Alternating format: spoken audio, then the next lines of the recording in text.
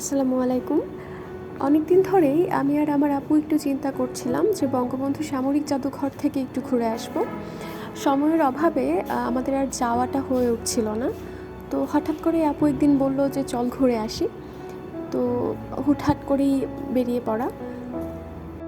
আমরা যখন গিয়েছিলাম তখন অনেক বেশি ভিড় ছিল, ঈদের ছুটি চলছিল, এই জন্য জনসমাগম অনেক বেশি ছিল।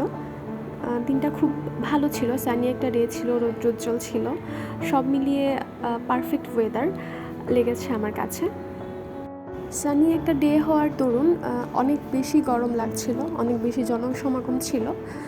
তবে আমার কাছে সবথেকে স্যাটিসফাইং যে ব্যাপারটা লেগেছে, পুরো মিউজিয়ামটা শীতাতাপ নিয়ন্ত্রিত ছিল। এসির জন্য ভিতরে যাওয়ার পর আর জনসমাগমের ব্যাপারটা খুব বেশি কষ্টদায়ক লাগেনি আমার কাছে। তো ভেতরে আসার পরে আমরা অনেক ওয়েপেন্স দেখতে পাচ্ছিলাম, অনেক রকমের সমরাস্ত্র, যেগুলো কিনা অনেক বেশি পুরাতন, সেই জিনিসগুলো দেখতে পাচ্ছিলাম। আপুও খুব এনজয় করছিল, আমি সেটা বুঝতে পারছিলাম, যদিও তিনি তেমন কোনো রিয়াকশান দেয়নি। প্রত্যেকটা জিনিস খুবই এনজয় করেছি দেখতে দেখতে। আমি একদম মনে হচ্ছিল যে আমি সেই সময়টাতে চলে গিয়েছি। প্রত্যেকটা জিনিস ডিসক্রাইব করা ছিল, তারিখ দেওয়া ছিল, ঘটনাসহ সব কিছু উল্লেখ করা ছিল। আমার কাছে মনে হচ্ছিল আমি একটা ইতিহাসের কোনো একটা বইয়ের একটা পাতার ভিতর ঢুকে যাচ্ছি প্রত্যেকটা জিনিস দেখার পরে। আর ঈদের ছুটি হওয়ার কারণে অনেক বেশি জনসমাগম ছিল, অনেক মানুষ ছিল। যাই হোক, মিউজিয়ামের এই অংশটা আমার খুব ভালো লেগেছে। এখানে পানির যে ব্যাপারটা ছিল, এটা আমার খুবই ভালো লেগেছে। দেখতে খুব প্রশান্তিময় লাগছিল, দেখতে চোখের শান্তি যেটাকে বলে। তো আমি খুব এনজয় করেছি প্রত্যেকটা জায়গা, প্রত্যেকটা ভিউ, সব কিছু আমি খুব এনজয় করেছি।